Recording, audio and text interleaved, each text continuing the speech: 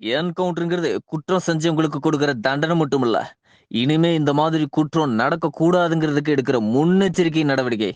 வேட்டையின் படத்துல ரஜினி பேசிய வார்த்தைகள் தான் இவை. வேட்டையின் படத்தோட டீசர் வெளியான நிலையில அதுல பல விஷயங்கள் சோசியல் மீடியாவுல பேசு பொருளாகி இருக்குது. கூட்டத்தில் ஒருத்தன் ஜெய்பீம் அப்படின்னு 2 திரைப்படங்களை இயக்கிய டி.ஜே. ஞானவேலுக்கு தன்னை வைத்து இயக்கக்கூடிய வாய்ப்பை கொடுக்கிறாரு ரஜினி. அதுலயும் 33 ஆண்டுகள் கழிச்சு மூத்த நடிகர் அமிதாப் பச்சனோட இதே படத்துல சேர்ந்து நடிக்கிறாரு. இப்படியான சூழல்கள் இருக்கும் படம் எப்படிப்பட்டதா இருக்கும்? வேட்டையின் பட இசை வெளியீட்டு விழாவுல அவரே சொன்னது மாதிரி, தோல்வி படத்துக்கு அப்புறம் ஒரு ஹீரோவுக்கு இருக்கும் அதே பிரஷர் வெற்றி படம் கொடுத்த பிறகும் இருக்கும் அப்படிங்கிறது நிதர்சனமான உண்மை.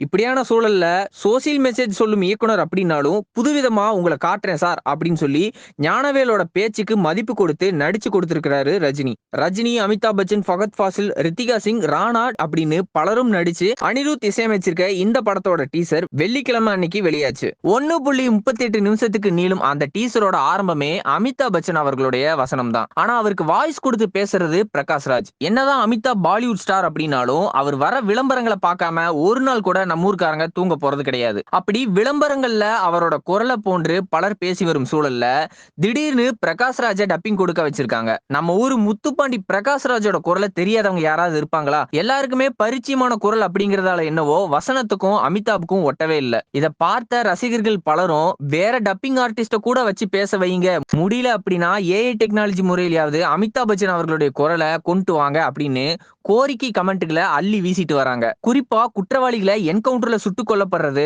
படத்தோட மைய கருத்தா இருக்கும் அப்படின்னு தெரியுது. அப்படி முக்கிய குற்றவாளிகளை என்கவுண்டர் செய்யும் அசத்தல் போலீஸா வராரு ரஜினி. என்கவுண்டர்ங்கிற பேர்ல கொலை பண்றதுதான் ஹீரோயிசம் அப்படிதானே அப்படின்னு பிரகாஷ் ராஜ் குரல்ல ரஜினியை எதிர்த்து அமிதாப் பச்சன் கேள்வி கேட்கிறாரு. இதுக்கு குற்றம் நடக்க கூடாது அப்படிங்கறதுக்காக முன்னெச்சரிக்கை நடவடிக்கை தான் அப்படின்னு பதில் சொல்றாரு ரஜினி. ஆக டீசரை பார்க்கும்போது என்கவுண்டர் கலாச்சாரத்தை இயக்குனர் ஞானவேல் ஆதரிக்கிறது மாதிரி தான் தெரியுது. தமிழ்நாட்டுல கடந்த ஜூலைல நடந்த பகுஜன் சமாஜ் கட்சி மாநில தலைவர் ஆம்ஸ்ட்ராங்கோட கொலை விவகாரத்துல ரவுடி திருவேங்கடம் என்கவுண்டர்ல சுட்டுக் கொல்லப்பட்டாரு.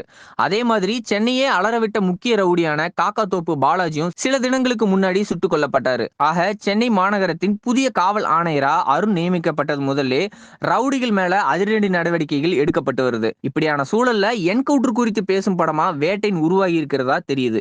இதுல இயக்குனர் என்கவுண்டர் சரி அப்படிங்கிறாரா இல்ல தப்பு அப்படிங்கிறாரா இல்ல ரெண்டுமே சரியா தப்பா அப்படின்னு ஒரு விவாதத்தை எழுப்புறாரா அப்படிங்கிறது எல்லாமே பொறுத்திருந்து பார்த்தாதான் தெரியும்.